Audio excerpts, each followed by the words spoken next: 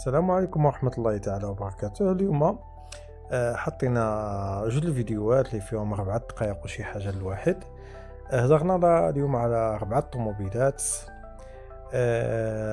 على هاد السيارات ديال التأمين اللي كيكونوا ديجا تسرقوا لهم بعض الأجزاء ديالهم، والأثمنة كانت خيالية الصراحة.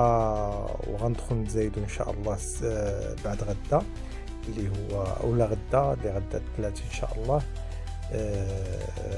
غادي نزيدو، واذا خديناهم حنايا غادي نعملو فيديو اخر عواد باش ناخذوهم للمزاد.